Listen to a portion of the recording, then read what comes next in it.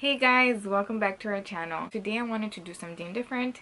I wanted to do a story time with you guys, and I wanted to talk about my 19 and pregnant story. So I wrote it all down in a piece of paper, everything I really wanted to pinpoint to you guys, like talk about with you guys, because I have a mom brain. I have two kids and I can forget everything in a tiny second. Who did I tell first? So at the moment when I found out I was pregnant, I took a pregnancy test with my friend, and we took the test and it came out negative, right? So as I'm about to throw the pregnancy test away, we look at it again and it was positive. And I was like, no. It was playing trick on us. It was negative and then positive. So we took another one and it was positive. So at the moment I just told him, Amadeo, I'm pregnant, and he was super happy about it. He wanted to have a baby. We knew what we were doing. We knew what we were getting into. And then after that, I told my sister, and that was it. For a couple of days, those were the only three people that I told. And then I was nervous. I didn't know how to tell my parents. So I told my mom knew. My mom kind of suspected it. She had been telling me, I dreamt that you were pregnant. Are you sure you're not pregnant? Do you want to tell me something that I do not know? And I didn't tell her. I waited, I would say a couple of days, maybe a week. And when I told her I was pregnant, she said, I already knew. I don't know how she knew. She knew. She was really upset at me. She was just telling me basically, you're 19, you don't know what you were getting yourself into, you could have waited, and all this stuff that you would expect your mom to say, because you are 19, just getting out of high school. I was just starting college. And then when I told my dad, he called me, I told him, and he was super happy. That was going to be his first grandson. And he just told me to take care of myself. And basically that was their reaction. My mom didn't take it so well at first, but then she got on board and she was okay with it. Amadeo's parents were okay with it. They were happy too. Did I start losing friends throughout my pregnancy? No, I didn't. I would still talk to all of my friends. Not really see each other because pregnancy is hard. But I didn't lose my friends. I did lose them once I had AJ, because me and Amadeo kept moving. He would come to Minnesota and we would go back to Texas. So we would come to Minnesota for a couple of months and then go back to Texas. So I wouldn't really see my friends. I wouldn't really talk to them anymore. So basically we stopped talking. And then we finally moved to North Dakota and we haven't gone back to Texas. So I do sometimes talk to my friends from high school. Sometimes I don't. I keep in contact with maybe one or two of my high school friends, and that's about it. Was I ready? Was I ready to have a kid? I don't know. I don't think anybody is ready to have a kid. The thing I did was, I'm a mom now and I have to be the best mom I can be, and honestly, you're not ready for it. You're just mature. Everything's about your kid. Nothing is about you no more. Honestly, nothing is ever about you anymore. It's all about your kid. And honestly, it's the best. It's the best thing that could happen to anyone, to any parent. It was Amadeo ready. Amadeo knew what he was doing. Amadeo wanted to have a kid. Amadeo wanted to have a boy. And honestly, like, I'm so lucky. I'm so lucky. He was there from the start, from when I found out I was pregnant till when I delivered till now. Amadeo is just the best dad there is out there. So I would say he was ready. I mean, nobody is really ready, but if he really wanted to have a kid, he knew what he was getting himself into, and eventually he was ready. When we had AJ, I'm telling you, he was all about AJ, and I just couldn't believe that the person I met, the partying guy and this and that, was just like an amazing father, an amazing husband. He's just great. All I have to say about him is good stuff. I mean, he's the best father there could be, the best husband there could be. Anything I need, anything the kids need, he's there. I should vlog him more often so you guys can see what I'm talking about, because I'm not just trying to brag. He is the best help there could be, from changing diapers to feeding in the middle of the night to getting up when they would cry. Everything. First trimester was really bad. I was in college.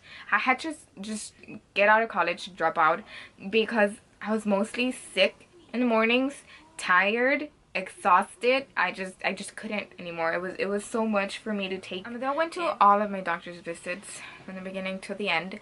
I think the most important one, the most special one to us, was when we found out we were having a boy. When we found out we were having a boy, we were both super excited, super happy. I think it was special to him, because I think every guy's dream is to have a boy first. And it was special to me because I was the oldest out of all my siblings, and I always wanted to have an older brother. And now I feel that now that we have a daughter, I knew that after we had a boy I wanted to have a girl, and now I feel like he can defend her, he can protect her, and she has the older brother that's always going to be looking out for her. And that's what I wanted for me, and now my daughter has that, and that's what I wanted. And that was the best moment throughout my pregnancy. God gave us what we wanted. God gave us the little boy that we wanted. Everything was just great in my second trimester. My third trimester is when I gained all my weight. That's when I started showing. I gained only 15 pounds. I went from 105 to 120. It was the best. But my third trimester also came with a lot of nausea, a lot of vomiting, a lot of pain, and I'm glad Amadeo was with me through it all, because when my back hurt at nights and I couldn't sleep, he was there rubbing me, just tending to me all the time. Honestly, from when he found out I was pregnant till when I delivered, he was always tending to me. Till now, he's always tending to me. He cannot hear my head hurts. He cannot hear I'm in pain, because he starts tending to me. And that's why I say I have the best husband out there, because he is always there, no matter if I ask for him to be there or not. The third trimester was just rough. I did have a lot of contractions the last 2 days of my pregnancy, and I was in so much pain. And the last day, he took me shopping, and then we went out to eat, and then I just told him, like, I can't take it anymore, it just really hurts. And we went to the hospital, and they sent us home. The contractions were there, but we weren't really dilating anything, so we went home. And then I get in the shower, and I just literally feel like my water broke, or I just felt something going on, and that I couldn't take the pain anymore. My suegra was with us, and I kept telling her it really hurts, it really hurts. So she just said, you know what, go to the hospital, see what they say. So my sister was also with us, and we all jumped in the car, and I was in so much pain, I swear. I kept telling her, turn your phone off, I do not want to see no lights. And I kept telling Amadeo, you better hurry up and get to the hospital now. So we get to the hospital, and it was just, I mean, it was so painful, the contractions and stuff. I swear, we get to the hospital, I get to the room where I was gonna deliver AJ, and I'm screaming, and Amadeo couldn't get inside with me. My sister couldn't come inside with me. For a while I was by myself with only a little button to call somebody.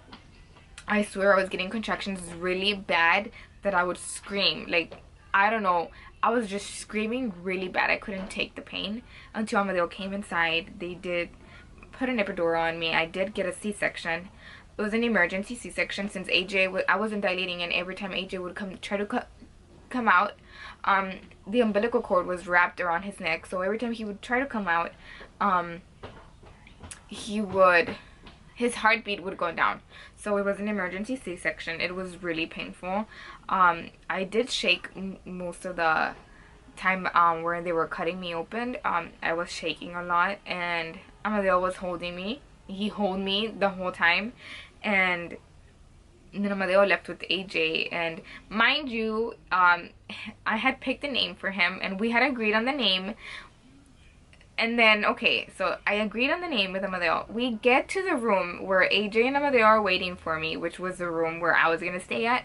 And when they're pulling me in, I see in the door, baby Amadeo Flores Jr. And I'm like, oh, so he switched the name. And I mean, of course I was okay with it, but we had agreed on something else. So I thought it was super funny that when I got to the room, he had put his name, and I was like, I can't believe it, you did it without me, which I'm fine with. It was just a great experience. I mean, I think that just having my husband by my side the whole time, because not many girls get to experience the baby daddy be through the whole pregnancy, through the whole delivery. I'm just blessed. I'm lucky to have a man like that. I'm lucky to have a guy who was there for me throughout the pregnancy and the delivery.